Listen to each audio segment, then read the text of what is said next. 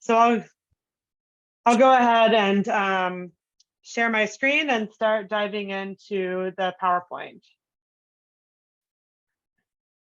And I know Sean has shared a short memo that we wrote back in the summer, and I'm happy to share the slide deck from today's presentation as well. So I know I'm not sharing yet. Give me 1 second to get the screens organized.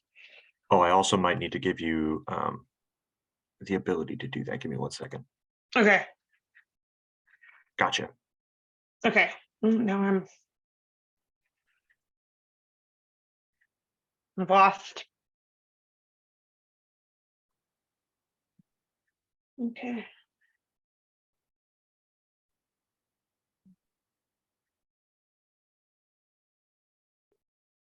Okay, you seen the slide deck?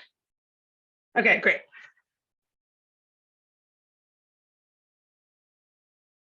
Okay, so as I mentioned, we went through this series of research over the last 9 months or so, and we focused our efforts on barriers to housing production. So we're a little bit less focused on solutions and more focused on what people are telling us about barriers.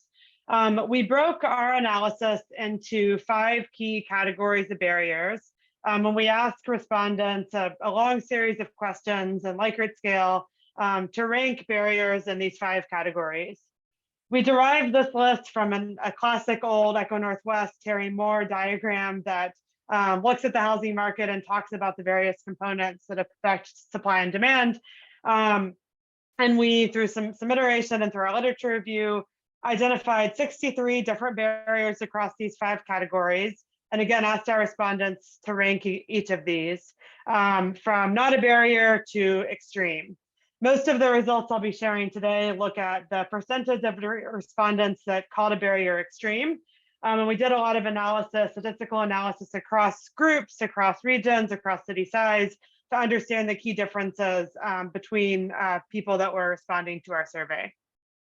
So I'll talk very briefly about what each of these 5 categories were. So land regulation includes things like zoning, wetlands, environmental regulation, but we also include in that category different infrastructure considerations, financing for infrastructure, and very relevant to the Oregon context, different iterations of land supply and the type of land that's available and the cost of that land. Construction costs relate predominantly to materials and labor, as well as the availability of financing for different types of housing. So for example, financing for land development versus single family versus multi-unit versus missing middle were some of the things that we asked about in that construction costs category. Industry structure looks at the number and type of developers at different scales and types in terms of number of developers focused on greenfield versus infill development. Developers focused on different sort of quantity of units and focused on, again, different styles and types of housing. We also looked at the number of workers available in skilled trades and construction, quite a few different iterations of questions there, and some questions about whether the development sector is building the type of units that are needed and affordable, and the type of units that meet a variety of income levels.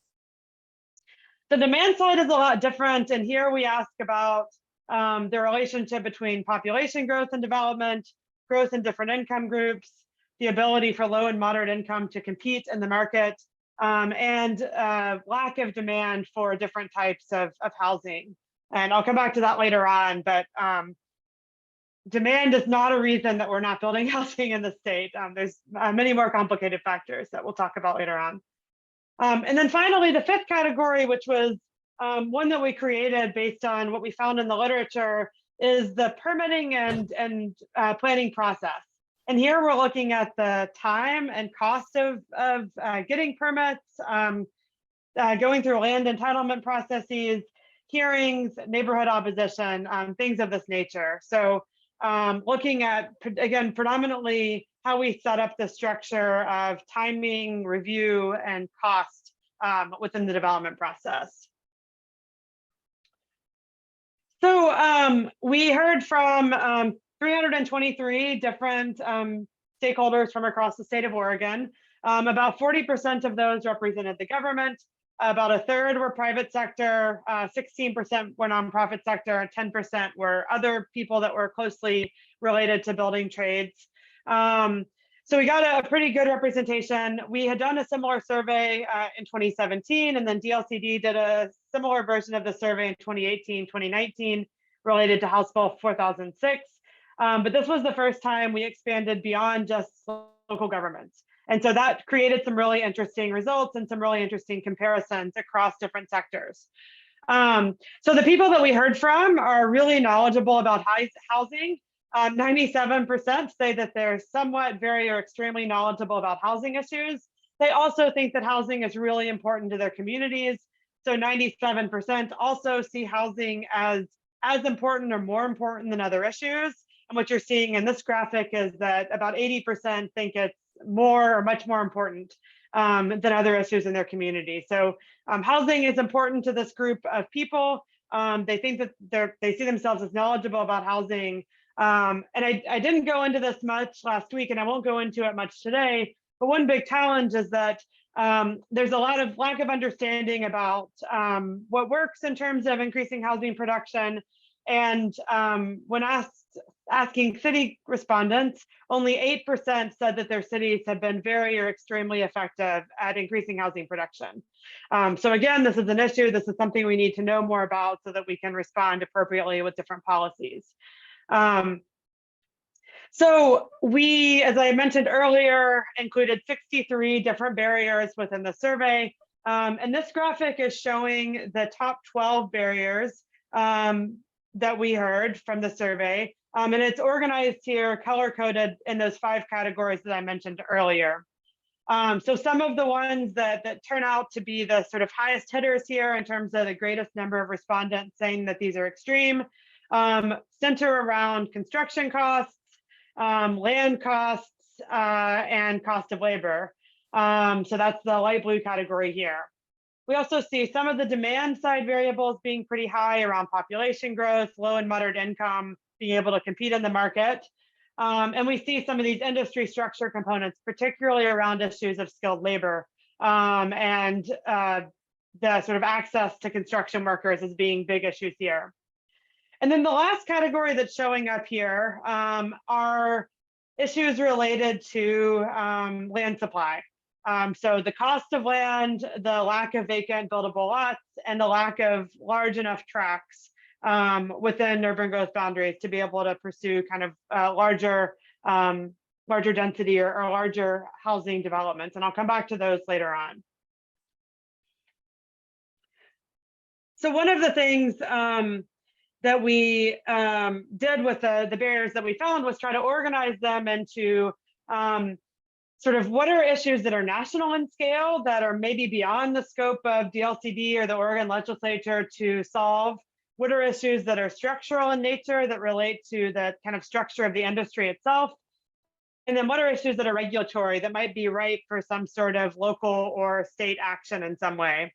And so again, sort of summarizing here, these barriers that were seen by all groups of respondents as being important.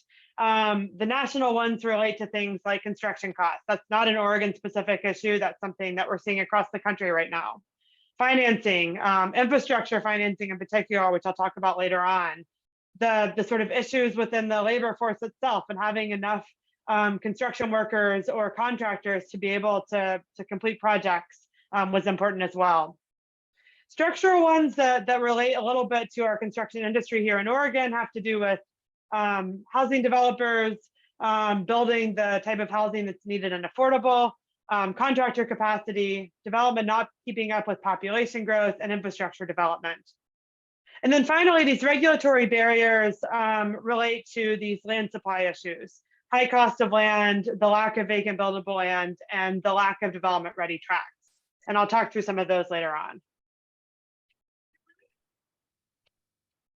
So I'm not looking at the chat now, but I'll come back to it when I'm finished, just in terms of keeping up with everything. So as I mentioned earlier, we wanted to know whether some of these barriers were variable by region and city size. In our previous surveys, we noticed quite a bit of variation by city size and region. And so we test for statistical differences across all of these different barriers that we looked at to see where these were sort of more pronounced or more influential barriers than others based on our respondents. So the cost of SDCs were seen as a bigger issue in Portland Metro and inside MPOs. Wetlands were seen as a bigger issue in Willamette Valley and South Coast. Having enough land for multi-unit housing was a bigger issue in Portland Metro and Central Oregon than other regions. And some of these process-related variables like public hearings, the time for public hearings, and the length of time it takes to process land use entitlements were more problematic in Portland Metro than the rest of the state. Beyond these, there wasn't as much difference between different city sizes, different regions than we kind of expected to see or than we saw last time, which is to say that there's a lot of agreement about some of these key issues across the state in terms of what we're seeing in terms of barriers to housing. So in the next few slides, I'm going to go into a few of the more specific and pronounced barriers that we saw and kind of talk through some of these interrelated issues. So I've already alluded to this quite a few times, but this issue around land supply and infrastructure is nuanced, but important to talk through. So while it's, one of the questions you often hear is how much of the sort of housing production issues we have now are caused by urban growth boundaries. It's obviously a really complicated problem to answer or question to answer, and we don't ask about that directly, but we do ask about these issues around the land readiness and availability of land and infrastructure provision to that land. And we see these as really important. So our barriers that were sort of the four highest across our different groups here in terms of rating of extreme: the cost of land, the lack of vacant buildable land, the lack of larger development ready tracts, and the inability to bring land to a development ready state were the four biggest issues here when we start to think about land supply and infrastructure. And I'm going to talk more about infrastructure and land readiness on the next slide. But one other thing I want to note that's more detailed and more elaborated on within our report is this UGB issue. So we asked respondents about these 63 barriers, but we also asked them to provide open-ended responses before and after the closed-ended questions to say in their own words, without our bias, what they see as the biggest issues. And so we had 300 respondents answering this basically 6 different times. Only 10 times did we see the UGB written out as an issue directly. And so to me, that says that our respondents are knowledgeable about these issues and that it's not just a land supply within UGB issue, but it's a more nuanced issue around land readiness and how we're providing infrastructure to that land that's really important to tease out. So this next slide gets into that issue. So the big issue here that we've seen in previous surveys and that we keep seeing over and over again is that the issue is not necessarily having enough land, it's having land that's serviced and available for development. And so this graphic comes from the land market monitoring book from several years ago that talks through different phases and transition events from taking raw farmland to being developed into residential units.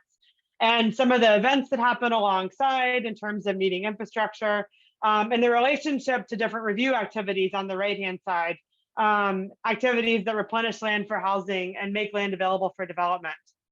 So 77% of our respondents see financing for infrastructure improvements as extreme or moderate barriers to being able to provide housing and produce housing. There's other factors like system development charges, transportation specific regulations, infrastructure that are also seen as moderate or extreme barriers. So again, the underlying issue here is about trying to get that land to a development ready state and thinking about land readiness, not just land sort of in the absence of thinking about the quality and services provided.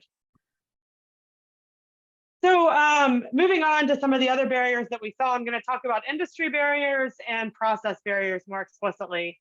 So I mentioned this earlier, but these industry barriers around construction costs, both related to materials and labor, and the skilled trades issue And there's many more of these that are also over 60% of our respondents seeing them as extreme barriers.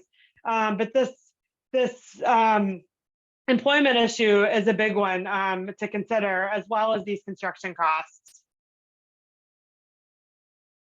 The process barriers here were really interesting. And this is, I think, where we see the most disagreement between different respondent groups. So in this survey, we are comparing the government respondents versus private sector versus public sector respondents. And again, here looking at the percentage of respondents that see this barrier as extreme. And you can look automatically and see that the private and public sector see much more issue with the planning and permitting processes than the planners do themselves. That's probably no surprise. The planners are not pointing the finger or blaming themselves for this. But the private sector and nonprofit sector, a really large number of those see those as important issues. But I want to point out that some of the issues that the private sector and public sector are pointing out aren't just regulation itself. It really has a lot to do with the time and costs of these different parts of the permitting process. So how long it takes or how expensive these things are, or what they see as impacting housing production. Interestingly, the things that were sort of seen as less of an extreme barrier and were in closer agreement were things like opposition, neighborhood opposition, and some of these sort of issues around innovation and how building codes might hinder innovation in terms of construction. So this is concerning in terms of there being big differences in perception, but I think this is also sort of room to start the conversation about ways to improve the regulatory timeline and think about some of these costs and think about ways that it affects housing affordability. So again, I'm not going into great depth about the open-ended questions today, but one of the really interesting ones that we asked was about, sort of in your own words, what are the biggest barriers to the private sector building lower cost housing? So if research has shown that we know the developers are continuing to build larger, more expensive units, regardless of unit type, what could developers do to bring down the cost of housing, and what's kind of standing in the way here? So a lot of the responses here had to do with profitability, that they're going to gravitate towards projects that are proven, that have clear sort of returns in terms of profitability. There were several open-ended comments that got at that issue. No surprise here. Profitability is an important driving factor for what developers are producing. More important, though, is how all of these different barriers that we asked about interact. So land, labor, material costs, as well as lack of adequate infrastructure, all contribute. That also relates back to this issue of land supply and the size of land that's available. So developers aren't able to construct a meaningful number of units or at higher densities because of the land and service land that they have access to. Finally, there's this issue that relates to how this is being passed down to low and moderate income households.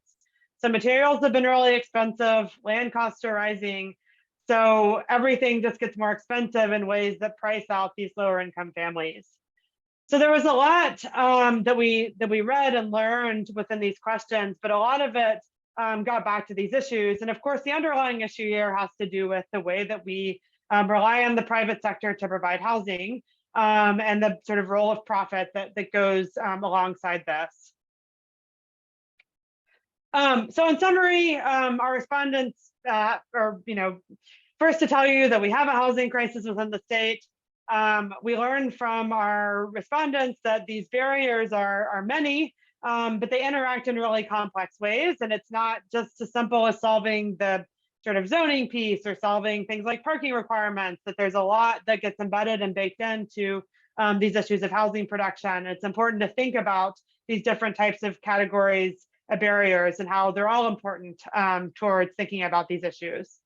Some of the most highly ranked barriers relate to things around construction cost, industry structure, and land supply.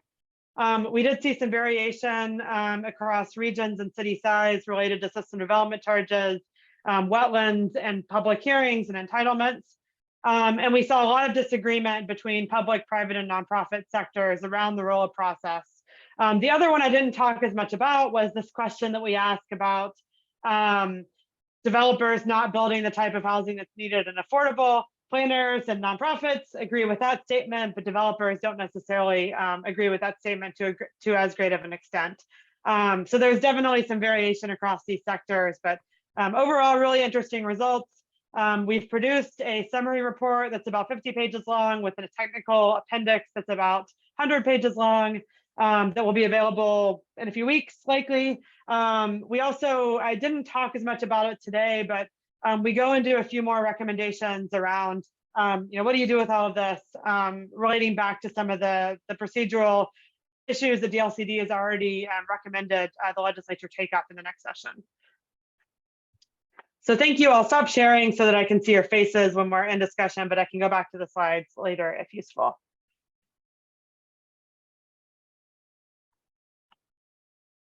Excellent. Thank you, Dr. Lewis, for that. I really appreciate it. I know this is my second time seeing the presentation, but I think as it's just insightful to see how folks are starting to identify the various barriers to housing production, and just seeing how complex and kind of nuanced that they are. Like, there's a lot of issues to tackle. It doesn't seem like there's any one clear kind of approach here. But I appreciate the nuance you brought to that conversation. So I think, and I might be wondering, I'm open to what my colleagues think on this. Really, I first want to start just to see like what kind of clarifying questions folks have in the room. Also, I mean, really kind of what we're trying to grapple with here is like, well, how do these intersect with the work that we're doing? So yeah, let's open it up, and we can be very flexible in how we approach the discussion. Really, it's just to kind of talk through this in an open-ended way. So yeah, but Al, I see you have your hand up.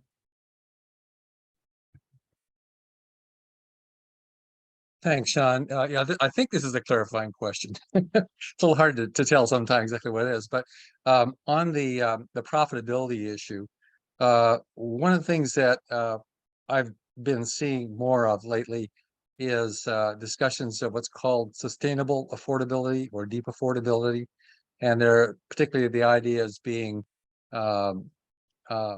developed by the community land trust community, deed restrictions and those kinds of things. And so one that deals with what I would think would be a barrier, which is that when you build housing that's affordable, in 5 years, it's not. Whether it's rental housing or home ownership housing, that's not profitability to the developer. That's profitability to a landlord or a homeowner. That happens if the property stays on the open market. In a way, that's a very significant barrier. Did that come up in the discussion at all? Not directly. As you probably can gather, a lot of what we're asking about is really high level. We asked a few questions related specifically to nonprofits who are providing housing based on some conversation with NOAA. And one of the things that came up there was around innovative housing techniques, but we didn't get as deep into the issue you're raising around sustainable or deep affordability and thinking longer term about it.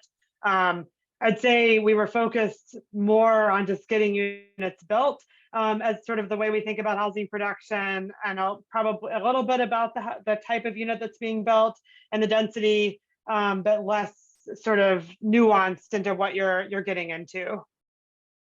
Good question. Thank you.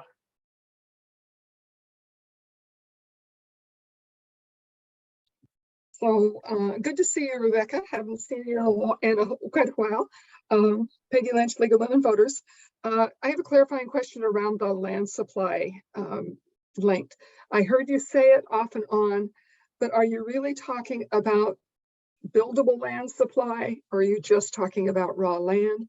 Or can you make sure that when you provide the presentation that you clarify that? And then I have a second item that I just want to lay on the table. I don't think I saw in your discussion the issue of governance, as in making sure that that urbanized areas are provided by cities and not counties and that sort of thing, because there are other services that are needed besides just land and whatever. Thank you, and thanks for the presentation. That's a great question, Peggy. I went through it a little bit quickly today, but we did ask about different aspects of land in terms of sort of going back to that process diagram of where land is. we don't use the term buildable necessarily. We try to say more serviceability, vacant, available for development, those sorts of things. But the way we asked about the barriers is really specific to these different aspects so that we could try to dig into that issue more directly. Some of them are more general, but a lot of them are more specific. To the question about governance, we also surveyed county planners for the first time.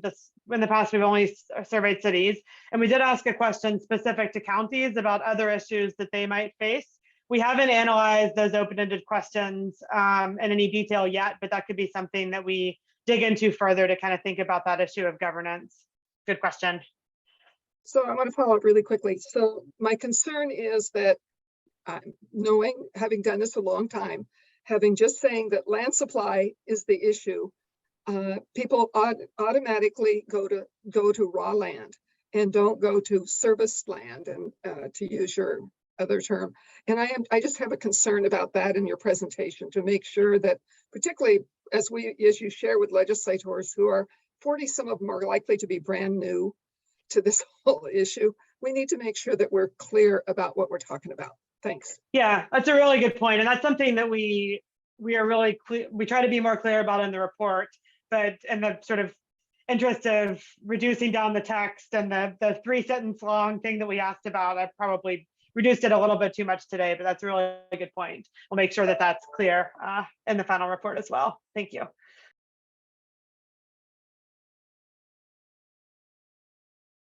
I think I'm next. Hi, Rebecca. I'm Ariel Nelson with the League of Oregon Cities. I think you started to maybe answer one of my questions, which was I'm interested in how many cities responded, where they were, size, geographic region. And then it sounds like it was the planning directors that received the survey, or were electeds or other roles within city government included? Great question. So we use one of your survey lists, or one of your email lists, to provide the survey to city administrators if we don't have a planning director email. We also took more careful attention this time to identify the housing related planner, or not planners, but housing related public officials within cities that are entitlement jurisdictions, so that we could get some more nuanced understanding from people who are interacting at a local level with affordable housing more directly. We have the information that you're sort of asking about in terms of number of responses by city size and by region and an appendix of the report. I don't have it on hand, but I can share that with you offline to sort of illustrate where we were hearing from. We do a lot in these surveys to try to make sure that we get fairly good representation across regions and across city size. So we do a lot of checking as the survey is being deployed, and then further outreach to cities to make sure we get a good response rate across smaller cities and larger cities, as well as across different regions of the state. But I'll follow up with you offline to share that kind of survey description of response rates by city size and by region. And we did not survey electeds. It would be interesting to do another version of this that would ask electeds directly some of these questions. I'd be interested to see electeds takes versus the sort of planners or public officials. We try to get at least one response per city, and then we have this way to kind of differentiate across the more planning side versus the more affordable housing side within cities as well, to kind of get some of that nuanced understanding. Awesome. Also, by the way, I feel like we've all been so used to, I think we could self-regulate discussion. I feel weird calling on folks in such a small group discussion. So please, you guys have been doing a great job. So I think Ariel is frozen. So Michael.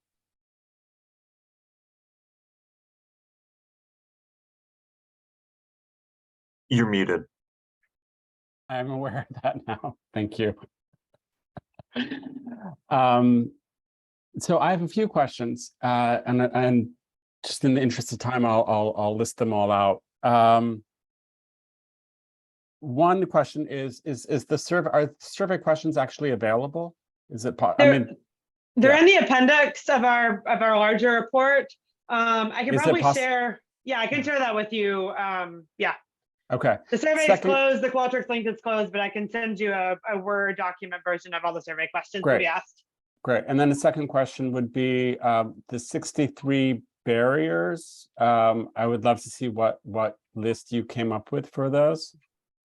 And That's then, all embedded within the survey as well. But Perfect. I'll also send you a Excel spreadsheet that has them organized by category, so you can kind of see it a little bit more clearly as opposed to question by question. Great. And then my last question is around the demographic makeup of the respondents. Do you have information on, did you collect information on race, gender, disability status, other demographic features? We didn't do that on this survey, and we have tended not to when we're trying to survey organizations, because we intend that they're responding on behalf of their community.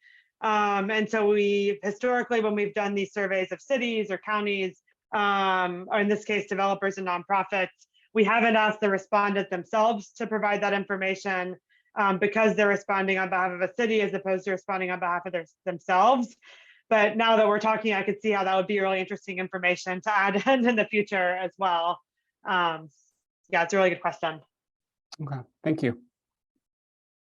Also, as just maybe a point of order after today's meeting. So, I know a lot of folks can't be here today. We're going to try to put the recording online, have it on YouTube. We'll send out a follow-up. I'll ping Ingrid to send out some of that information, like the appendices, all the items and whatnot that we can send out at this point. So, yeah, Ariel, please feel free. Hi, sorry about that. I thought I was plugged in and now I am.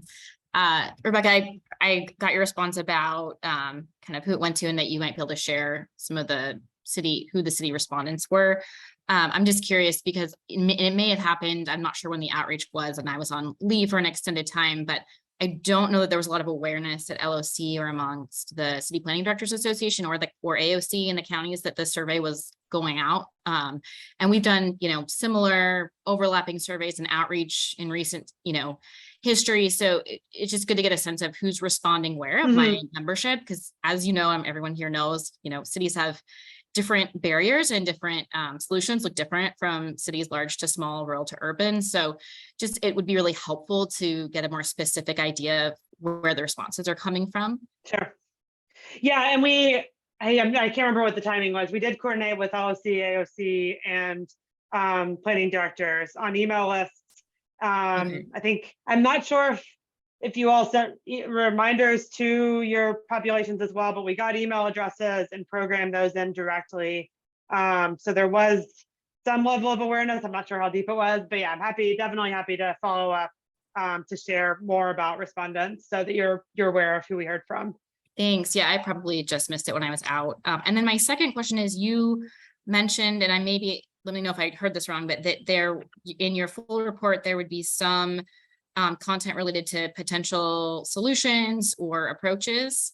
And I'm curious how that might be similar or different to the policy areas that DLCD has been doing a lot of deep work on and where there's overlap or where it's different. Yeah, so there is definitely some overlap and some similarities and agreement about a lot of the key issues. We organize it a little bit differently because our barriers are so broad in the sense that they go from things that are, macroeconomic, federal, national issues to things that are more local. The way we currently have our recommendations or implication section broken down is they're sort of hierarchically organized around things that cities could be doing, things that the state could be doing, which again aligns closely to what DLCD is saying, things that are for everyone to be aware of or more national in scale, to provide some broader context for kind of trying to interpret and understand how these barriers that we were looking at overlap.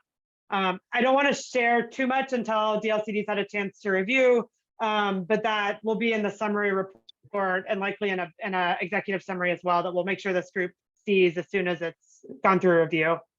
I mean, I'm comfortable for the purpose of discussion, just toss, like discussing it. Okay. Like we've been in deep, talking through all of these kind of different policy recommendations and solutions. Definitely don't, this isn't the legislature, right? So we're in a pretty open, informative space. So So I'll kind of, if it's okay with everyone, I'll kind of go through quickly, high level, what we say. And then, yeah, I'm happy to hear feedback. I don't have anything prepared in terms of slides on this because of sort of how we're approaching things.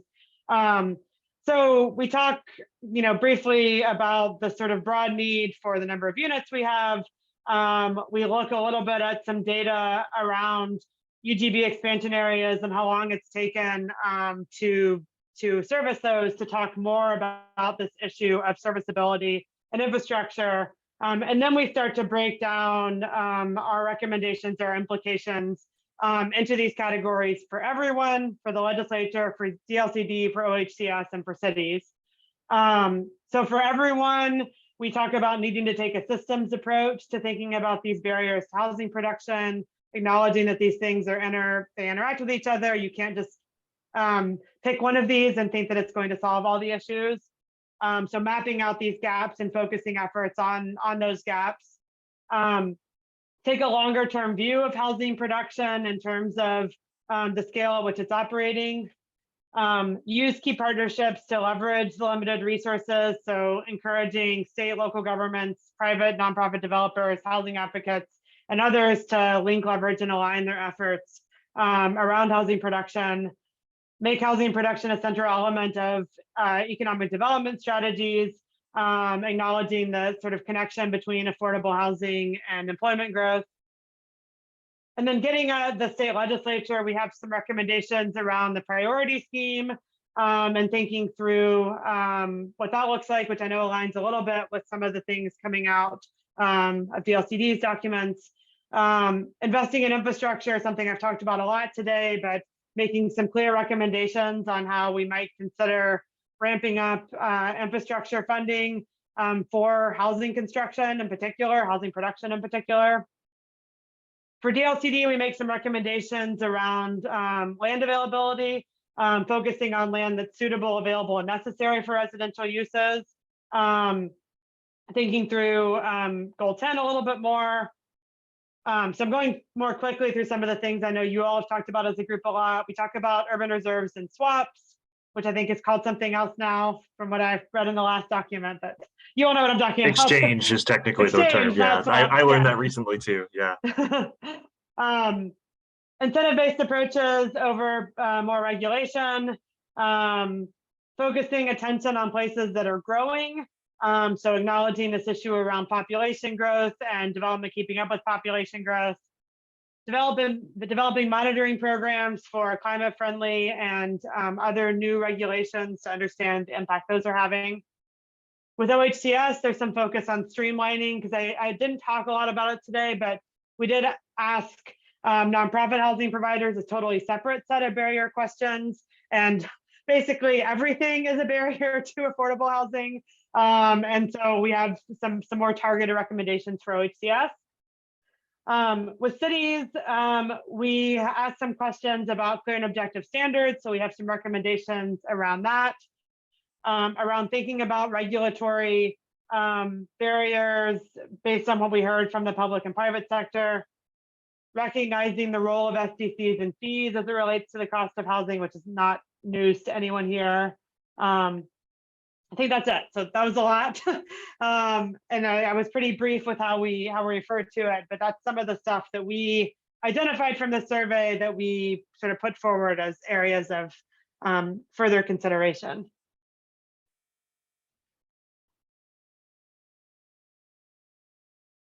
Can I ask a follow-up? So you mentioned that there'll be specific recommendations for OHCS and DLCD. And you also mentioned that there's a area related to to the legislature to invest in infrastructure. Are you making any recommendations to Business Oregon at all, considering that the majority of the infrastructure funding typically flows through that agency? We don't have a specific section called out for Business Oregon, but we do sort of, we talked about it on Wednesday as well, and to the legislature. We have some ideas about ways we can recast infrastructure funding through Business Oregon to more broadly cast the notion economic development. But that's a really good point. I'll jot that down as calling that out more specifically and more directly would be a good idea. Also DEQ and ODOT. And they're going to have significant amounts of cash infusion from federal infrastructure funding too. So it's a good time Really to good leverage point. it. Mhm. Yeah, that's a really good point.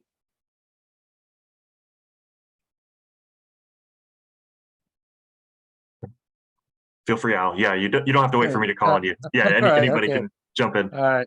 So, Dr. Lewis, you mentioned goal 10, and a couple of things that are in goal 10 that I haven't seen in this report and in other places are the fact that goal 10 has calls out separately home ownership, tenure, home ownership and rentals, and also separately calls out location as well as affordability, that we have affordable homes at prices and rentals that are available for everyone in suitable locations.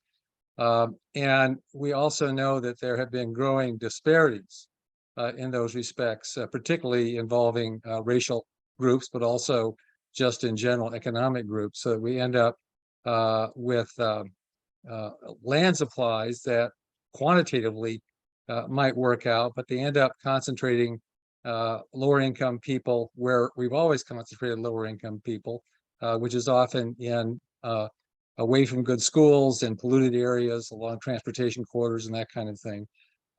Did any of your questions go to the kinds of barriers to affordability and access throughout a community that really goes back to the whole purpose of single family zoning? We did not get into that level of depth and focusing on location. I don't think we asked really any specific questions that got at location. We did, I don't have it prepared today. We did ask some more specific questions about housing typology and housing need, which is more, I would say more of a research study, which I'll share with you all because you're probably interested in it, but we debated back and forth about this a lot.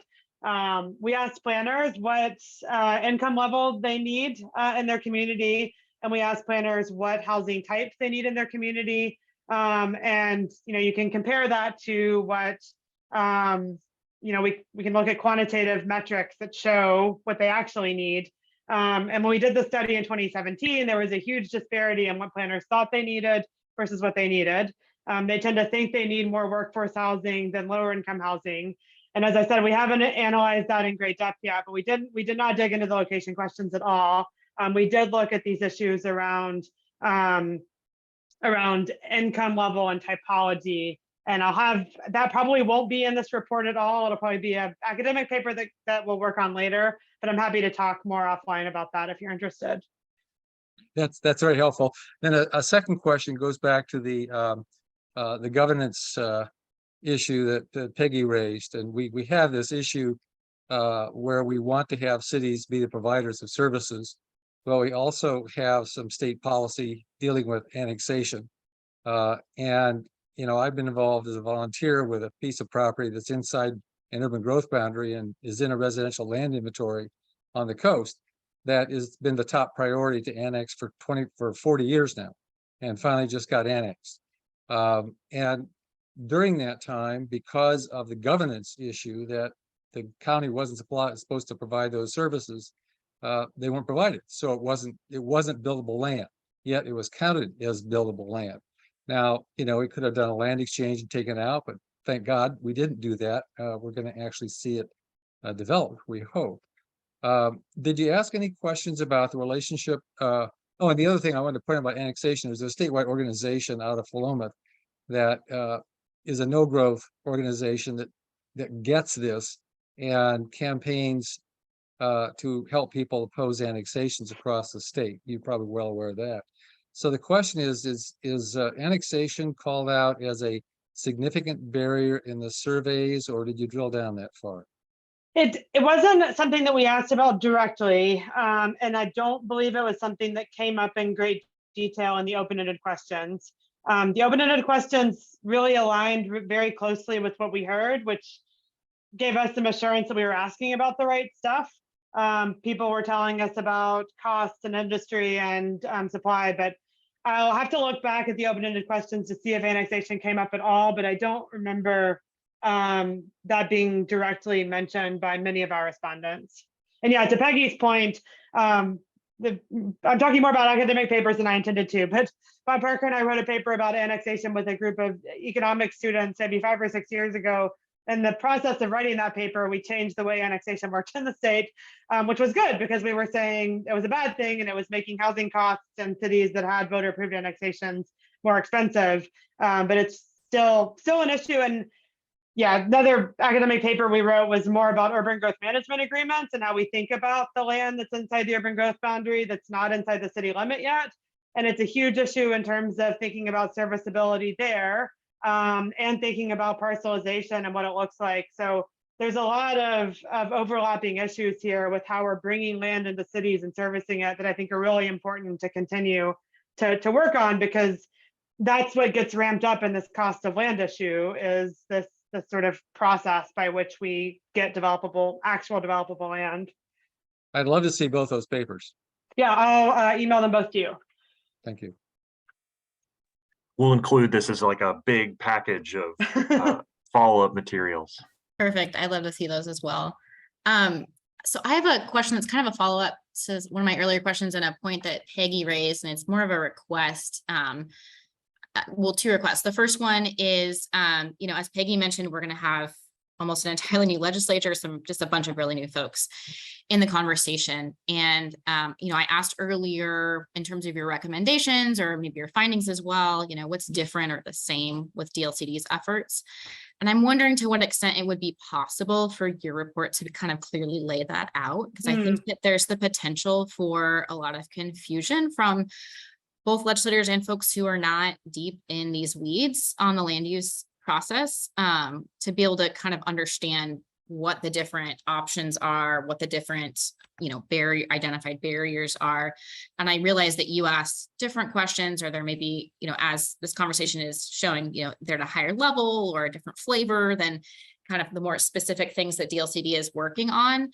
And so if at all possible, I'm wondering if, with Sean and crew's help, if that report could kind of clearly distinguish where they're, what's the same and what's different, or what's maybe a slightly different look.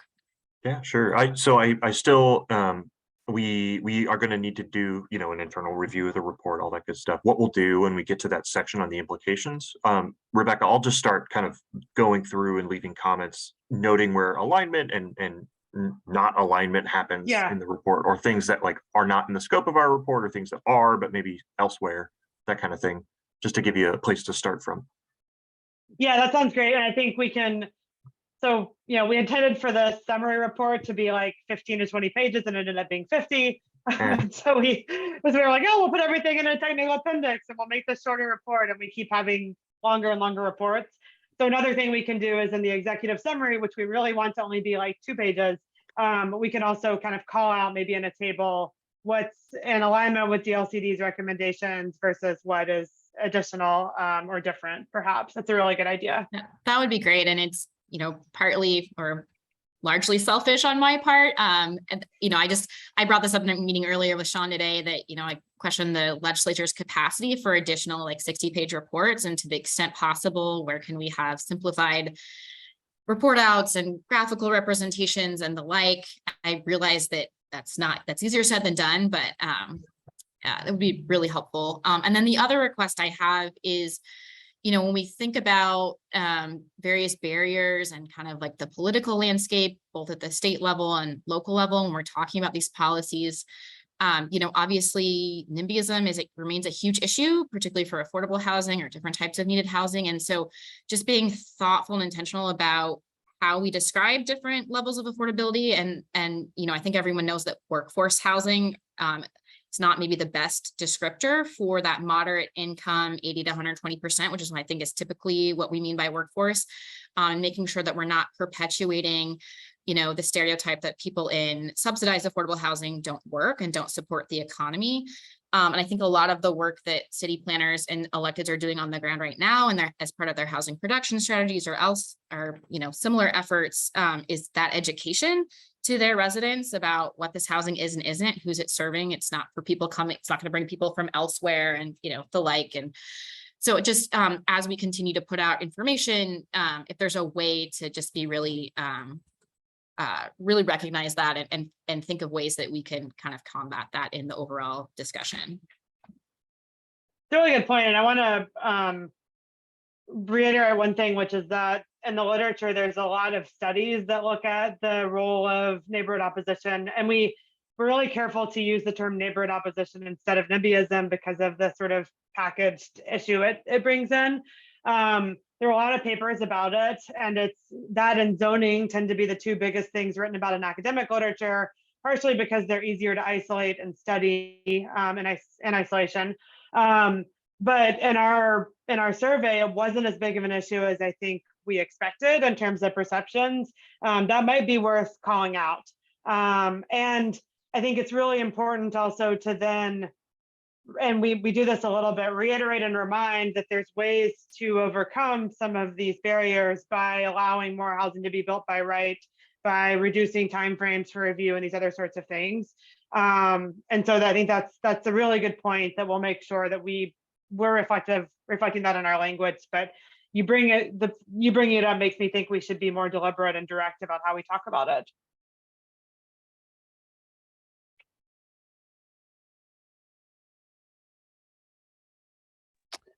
I had a quick question around whether or not you looked at all at the supply of and demand for accessible housing.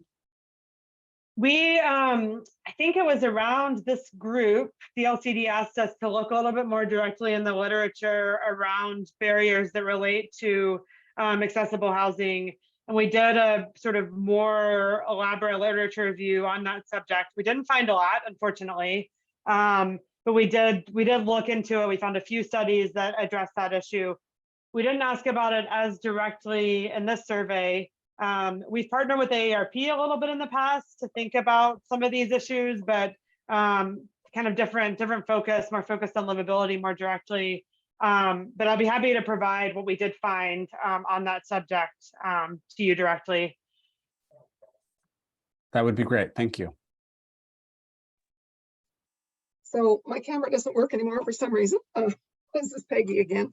So I just want to reiterate what Ariel said about short and how, it's just really going to be important to try to get the salient points out to legislators without overwhelming, because there will be a few policy wonks, but most of them are going to have 60,000 different bills to deal with. I want to respond also to in the 90s, what we did to discuss the need for various housing is we talked about who lives there, who lives in your community.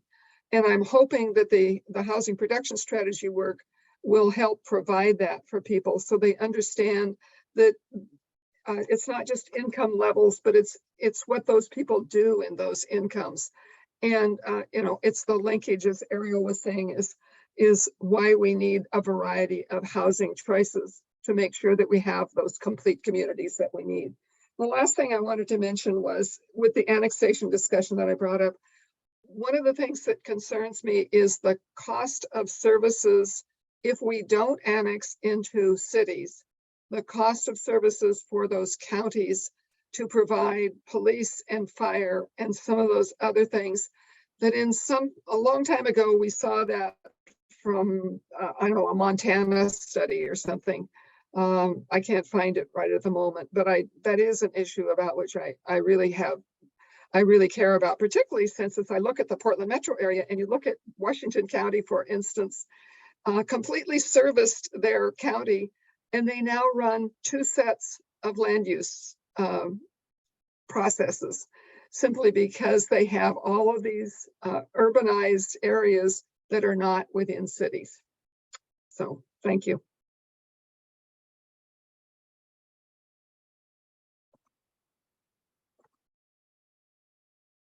To your point Yeah. around who lives in the community and income levels, I know that the city of Eugene had a really great graphic a few years ago looking at different AMIs and different employment sectors that align with those. I'm sure Heather could dig it up or I could probably dig it up.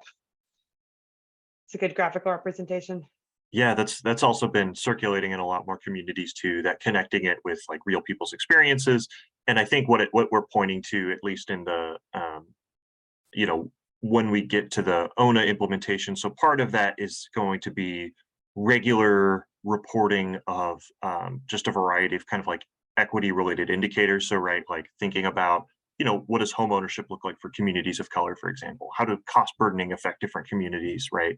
So that way jurisdictions have that information readily available. They don't have to, you know, undergo their own contextualized housing needs analysis, which is kind of the current status quo, though they can look into other issues, right, that might be specific to their community, say like student housing, things like that.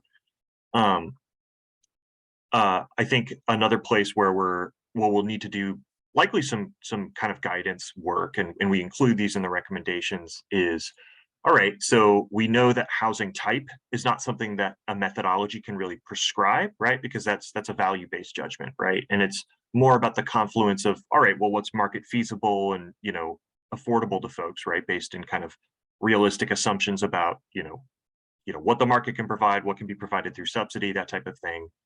But also in conversations with people, right? And how do you frame those conversations in a way that's productive? And that's one of the tools, of course, we're also learning too from Dr. Zapata, though their work has been a little bit delayed because of some family emergencies. Some things that will likely mesh in with that guidance on how you structure those conversations. So that's a good point, though.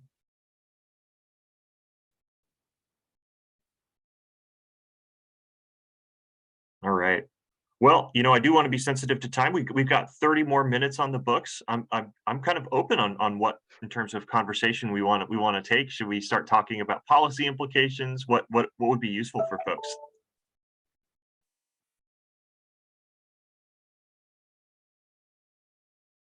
I'm also happy to give you guys back 30 minutes of your time. It's up to you. Whatever you think would be most beneficial. Sean, I have a question and request that I think I've shared with you before, but I'm curious if others on this call have anything to add or thoughts in that. You know, you all are obviously doing amazing work, and all this work around the ONA and everything that's involved, include ECHO, Northwest in that, of course. But I'm curious, you know, I don't know if it's clear to the legislature, and I had to ask this the other day. You know, this is still in some ways largely conceptual, and it hasn't been operationalized or like planned in how we would operationalize it, right? There's some key piece like dots missing, I think, in terms of, you know, you've laid out this kind of state housing production recommendation, but for example, you know, if we're going to be setting targets for cities to meet, you know, building homes at certain affordability levels, you know, there's currently zero connection between cities and the subsidized funding in OHCS. You know, that funding is put out in competition to developers that may or may not have a partnership, formal, informal, with a local government, et cetera, et cetera. You know, I think I asked the other day, when would the ONA as it's currently conceived become operational? And I think the answer was 2026. And so I think it's what Ethan or you told me. And so I'm just curious, you know, maybe I heard that wrong. But you know, what is the timeline we're talking about? What is the near-term work? What is the long-term work? Yeah. And what needs to happen for that? And are we still, how close? I mean, we still have, there's all of the great ONA recommendations around, you know, goal 10 updates and connecting the dots and really strengthening the housing production strategy, but there's still this issue of, you know, infrastructure and shovel ready, serviceable ready properties and lands. And, you know, the capacity piece around local government needs. And so again, yeah, I think I'm just asking, like, can we further scope or get more specific about what the near term work would be and how we support that, and what's maybe a little longer term and it's kind of going concurrently in the background? Does that make sense?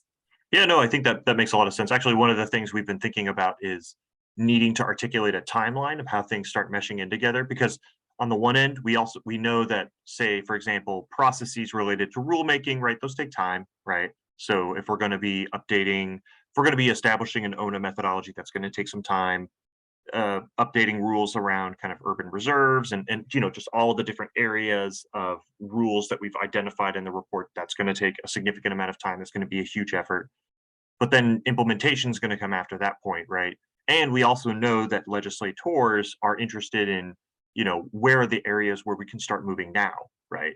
So like, where are those areas where, hey, maybe we can do some near-term funding to unstick development challenges and get housing produced on the ground. So also articulating where those fit into the picture as well, to give the perspective, like, yes, we can start running on a few things, getting production started, but some of these things are going to take time and they're going to kick in later, right? Like likely even at the end of the next biennium, right?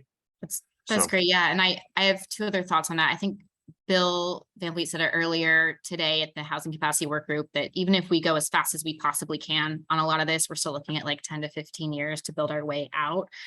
And so I think it's also a matter of like managing expectations with both state and local decision makers and Oregonians about what this work really entails and what is realistic. So I think, what you just described in terms of putting a finer point in those pieces will be helpful for that. Yeah.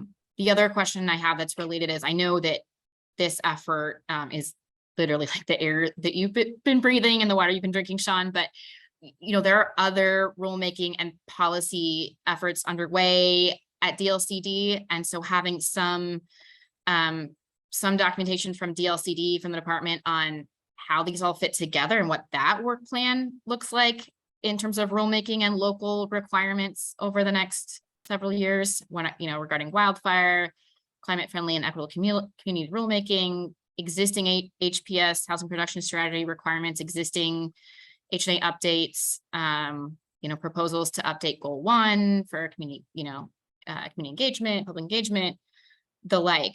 So I think that would also be helpful, because if we're talking about what resources are needed, I'm just thinking of the fiscal impact statement process in the legislature on various bills. And, when I was at OHCS, we would often say, okay, for, this particular bill, it's maybe 0.3 FTE or whatever FTE.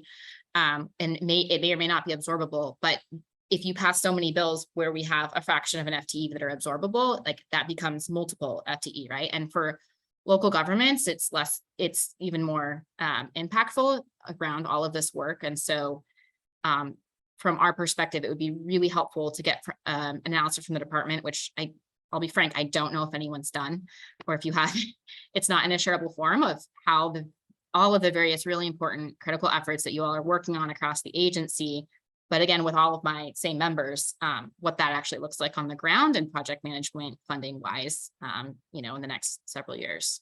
Yeah. And I should mention, right, that's also in some ways kind of a difficult, like, that would be a hard question to answer, right? Because say, for example, the wildfire recommendations, there are multiple options. We don't know what the policy is, right? So how do you develop the work plan when you don't have the policy?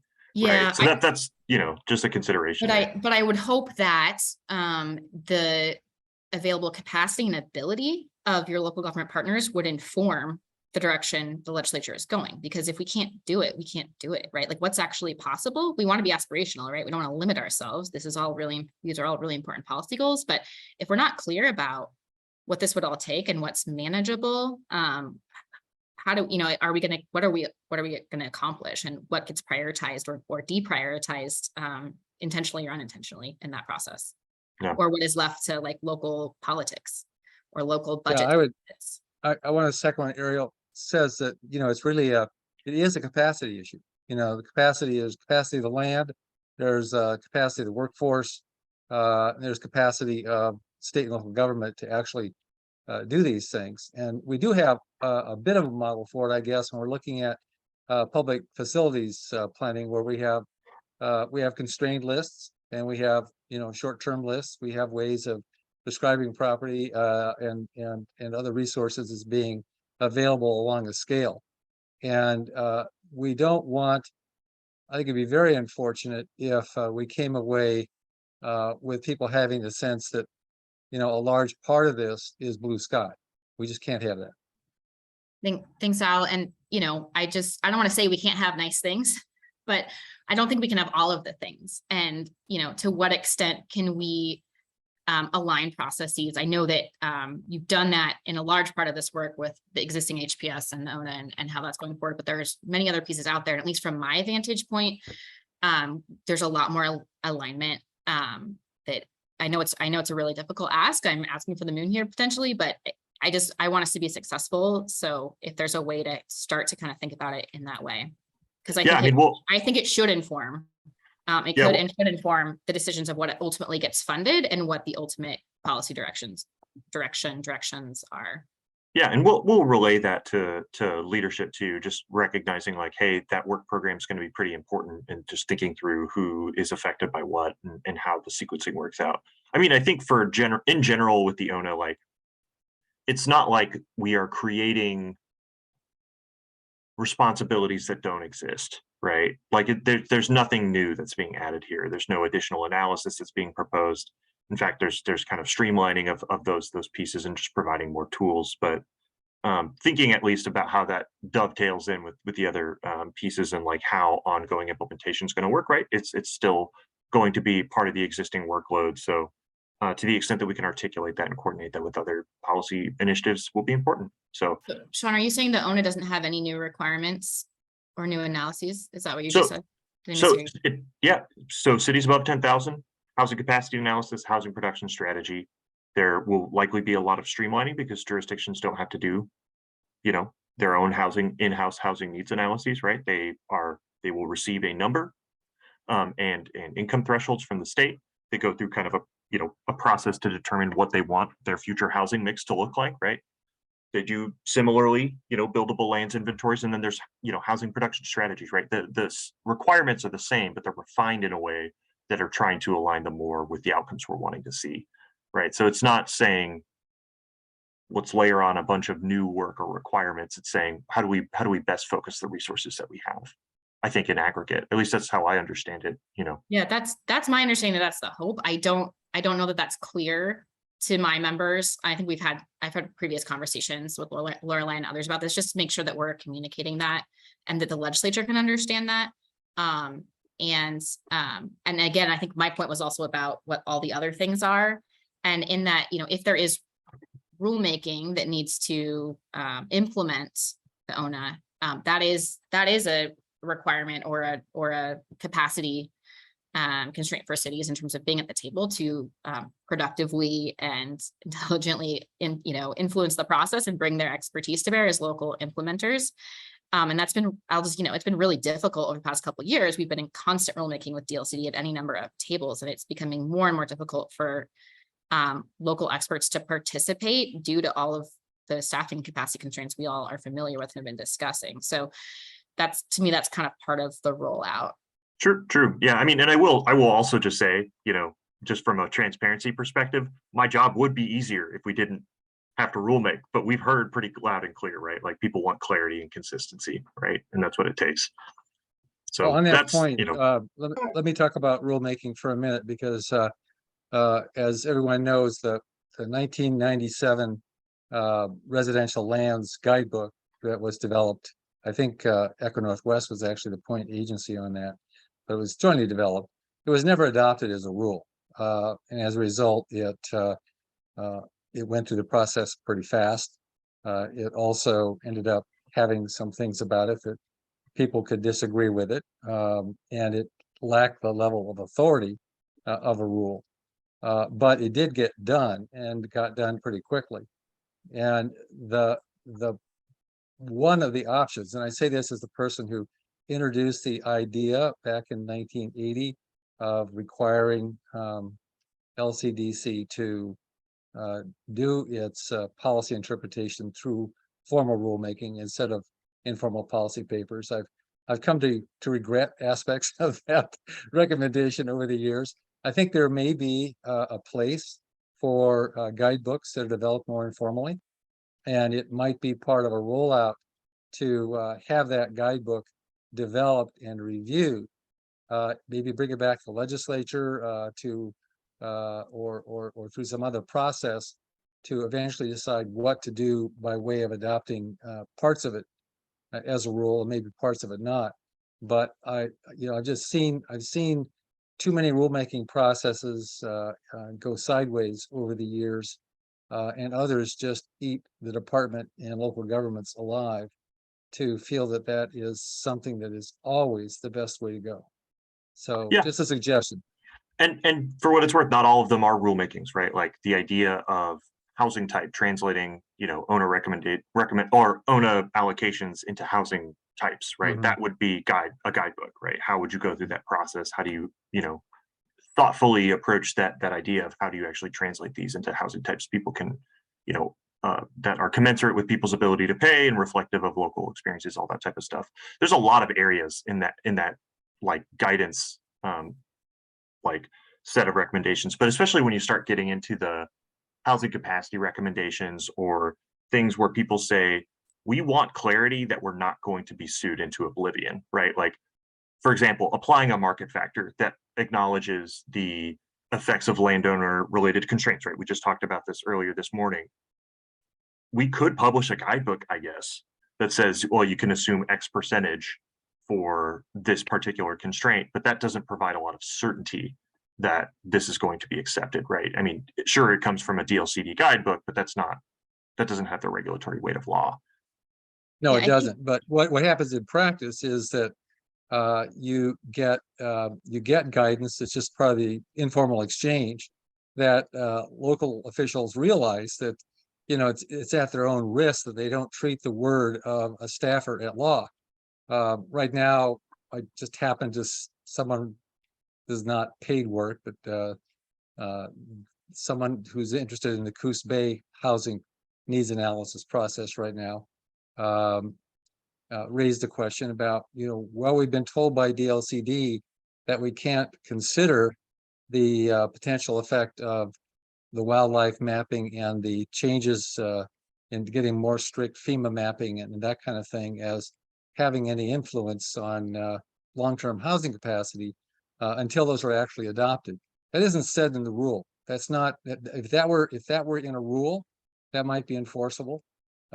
It's very clear. It's wrong, but it's very clear. And we can argue about whether it's right or wrong, but the fact is that that without those things, the guidance is happening and it's being treated as a rule. And that's been the case for 40 years. And so it's, it's one of those things that needs to be the certainty issue. The certainty issue is a complex one because of the fact that it simply isn't safe to disagree with the state on a interpretation. That's just the way it is. And I want to Yeah. move us really quickly. This is a really good conversation. I get the issue around rulemaking and the burdensome areas related, and Ariel's comments are well taken around who can and who can't. I want to make sure before we end this meeting that another of the things that we need to do is to make sure that we provide the legislature with some immediate actions.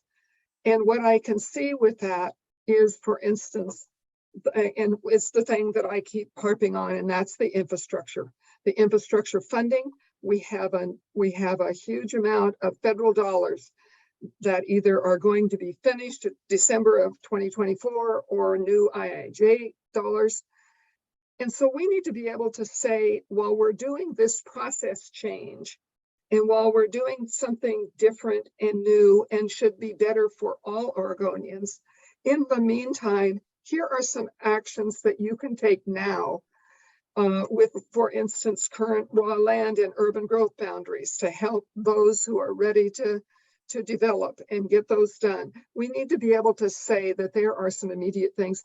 That's not only for the legislature, that's for the Oregon public who expects to see some more housing on the ground somehow. So we just need to make sure that we provide some of that opportunity. I agree with Peggy, and I think that was part of what I was getting at in asking for kind of near-term, long-term mapping out for the legislature.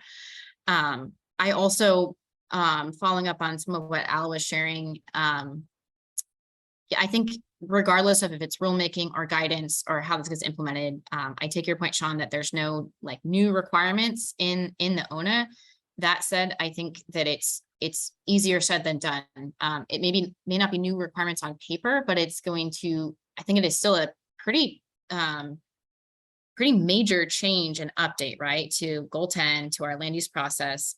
And a huge part of our land use system is that Goal 1 community engagement. And your local planners, you know, have very in-depth ways of doing that. And that is a tremendous amount of work. And so I think the state needs to be supporting, I think it just needs to be this full-scale educational effort that is paired along with whatever updates we're able to get out through the ONA, that to enable and empower local decision makers, your planning commissioners, your local electeds, your planners, to have productive conversations and to actually meet the intent and the goal of the ONA work.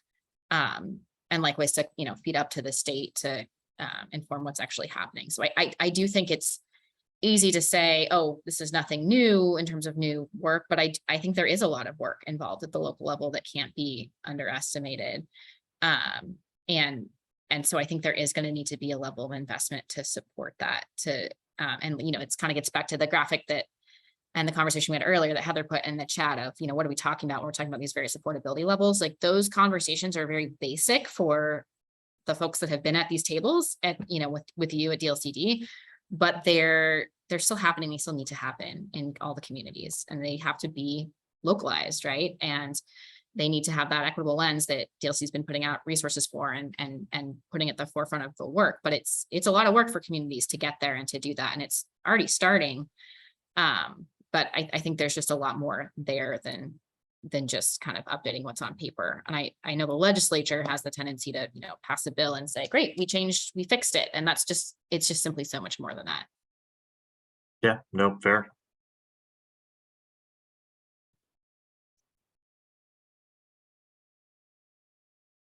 Well, I guess I don't know. We'll touch base internally. I think this is going to take a little bit of coordination, and I'm also already thinking like